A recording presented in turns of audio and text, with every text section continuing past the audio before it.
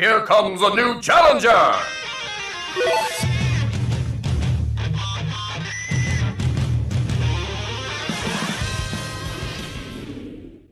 Corrin as a character in Smash kind of just ruined my vision for new characters joining the fray.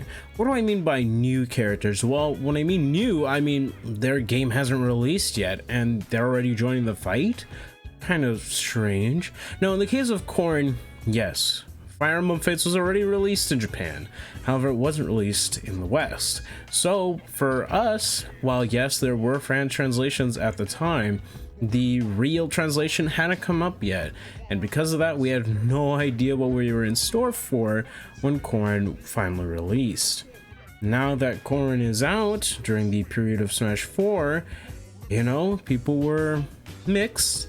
Obviously at this time we already had Marth, Ike, Robin, and Lucina, and then we had Roy as DLC already, but now we have Corrin, and people were very mixed on it, of course, but eventually people just ended up liking the character later on. That is until when Fire Emblem Fates actually came out, and people who enjoyed Corrin and wanted to learn more about the character then regretted their decision because Fire Emblem Fates, story-wise, is not that great. And I won't be the first nor the last person to tell you this information. When it comes to Roy is a little bit different. I mean, yes, his game didn't come out before he made it into Smash either, but in the case of Roy was a character that was, well, kind of original to Smash in a way, because what Sakurai was given and envisioned for the character was much different from the end product. And when it came to Sakurai bringing back Roy, he could either do one of two things: either keep the original vision he had for Roy, or change him to better match his appearance in Binding Blade. Well, Sakurai basically went with the former, and so the personality that Roy exudes in his game versus the one in Smash are two completely different characters. They are not one and the same. And so for me, I was perfectly okay with that because Roy felt more like a Smash original character, and in a way I actually enjoy Roy more. That's not to say that original Roy is good or bad or anything. You can make that decision on your own. But with Corrin, it was different. Corrin was, well, supposed to be based on his appearance on Fates, what the developers originally intended for that character to be like when transferred into anything else such as Smash. And because of that, Corrin himself just seemed like a worse off character the moment people started playing his game. And what can I say?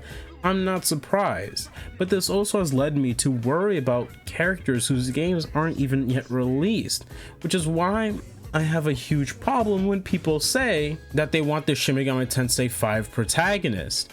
And look, I get it. He looks really cool.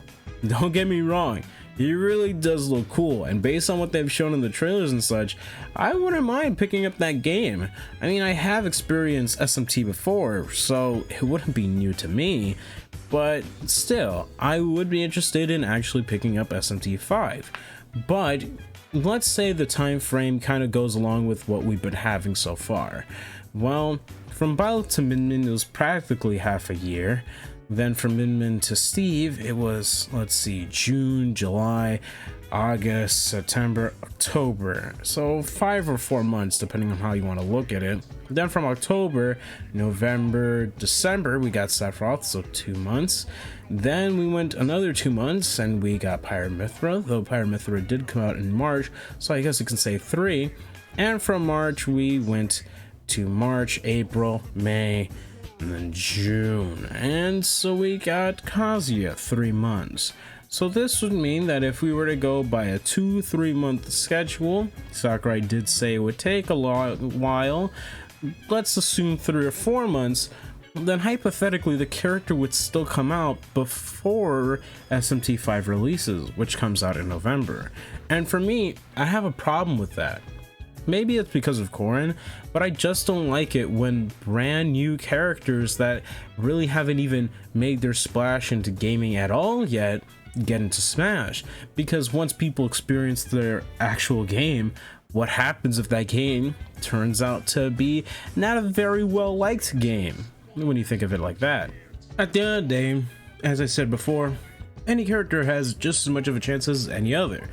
But for me, I just am not willing to accept characters whose games have not come out yet.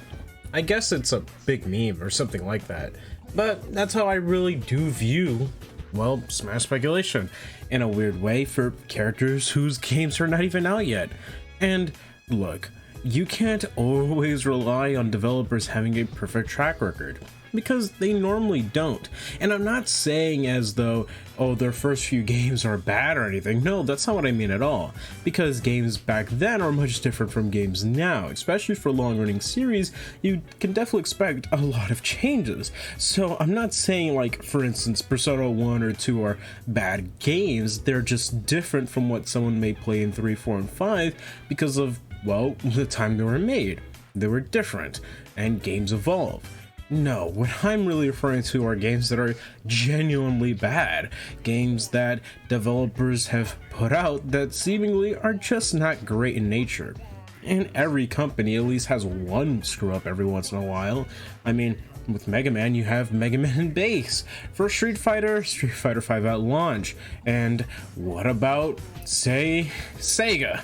I can name a bunch of Sonic games that are not up to quality, especially during the era. And even Nintendo too can definitely put out some stinkers, like the Mario Golf game that released on Wii U. I'm just saying that, in my case, I am not a person who enjoys characters whose games have not come out yet. And while it is a possibility we could get the SMT5 protagonist, it's definitely not one I'm willing to accept right away.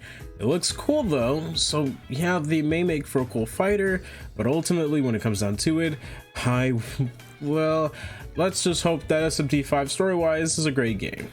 I mean, I don't doubt that it won't have a great story. Usually, when it comes to Atlas, it's usually the re-releases that somehow mess things up later on. Sometimes. I mean, let's not forget the answer, right? Well, anyways, those are my opinions on that. I hope you guys enjoyed and at least understand where I'm coming from. I hope to see you guys in my next video. Take care, subscribe, I'm a shill, and be safe out there. Hope I see you in my next video. Peace.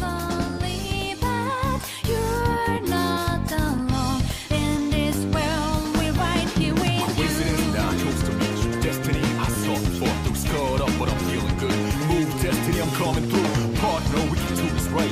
You're the fire, I'm the wind tonight. Burning dread, haha, that's right.